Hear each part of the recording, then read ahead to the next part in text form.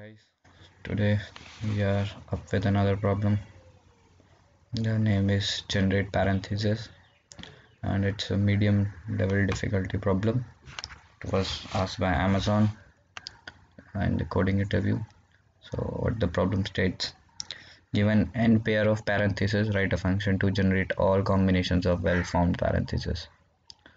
So you have to generate combination of well-formed parentheses for a given number n, where n is an integer. So for example, if you see here n is equal to 3, the example case, for n equals 3 you can use 3 opening parentheses and 3 closing ones, and for each and every opening parenthesis you must have a closing parenthesis. So how to do it? We first look at the example. First there is an opening parenthesis, then another opening one, then another opening one, then there is this close parenthesis. So for this opening it's closing, for this open parenthesis this is the closed one, and for the first one it is the last one. Similarly, if you see in the second case, there is one parenthesis, the second one open, then close for this one and open. So for each and every pair you must have a closing ones. So how to do it? I've told you guys earlier also, whenever there is this kind of case where you can either go with an opening parenthesis or closing parenthesis, or there are multiple cases, you can go the either way. There is always the case of backtracking. You can solve it by using backtracking. So for the new ones that who don't know what backtracking is, basically backtracking means that going a step backward and checking all the possible moves and then getting the solution. So in this case we have to print you have to return a list that contains all such combinations. So it's a classical case of backtracking, and let me write the code for it. As soon as you identify that it's a problem of backtracking, half of the work is done. Now remaining half portion is writing recursive calls. So once you identify that it's a case of backtracking, all you need to do is write a recursive function and write the recursive calls well, and that's it. Problem will be solved. So let us see. Let us code now.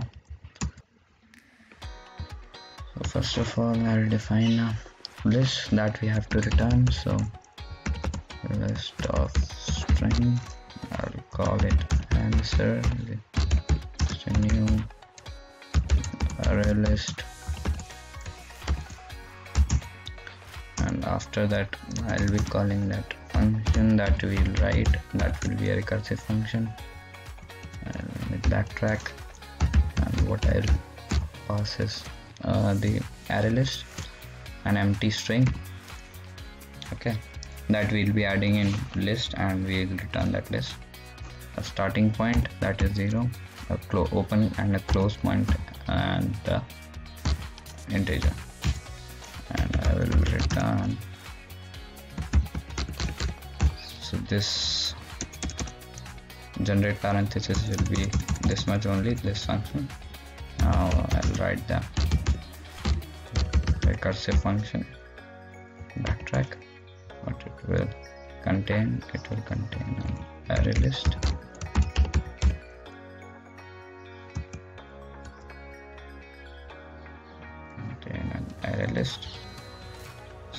it will contain a list of string,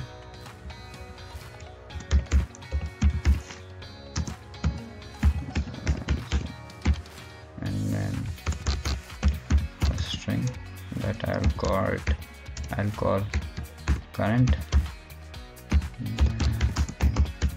one for open parenthesis, and an integer close for closing parenthesis, and the given number n. So first of all, if current dot length is equals to n, into 2. So if the number of parentheses total, as you can see, if n is 3, then total number of parentheses are 6. So if this is the case, then we will add the string in array list and will return it. So what we will do, answer dot add, and we'll add the current string and we'll return simply. Okay, and else if open is less than n, what we'll do, we'll call backtrack function with answer. We'll add an opening parenthesis and open plus 1. Since we have added one open parenthesis, we'll increment the value by 1, then close, and n will be same.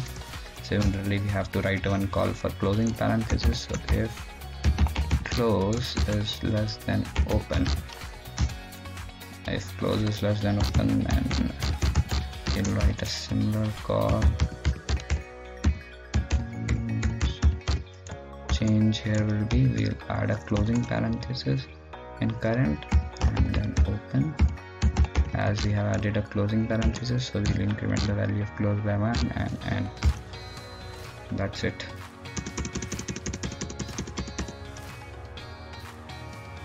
So that was it.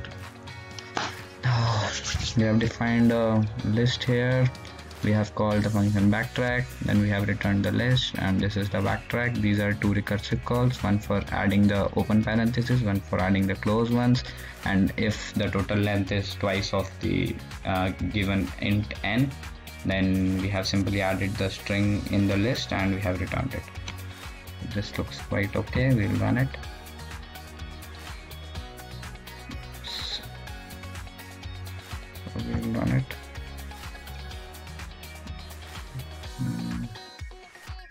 So accepted. Now we'll submit it.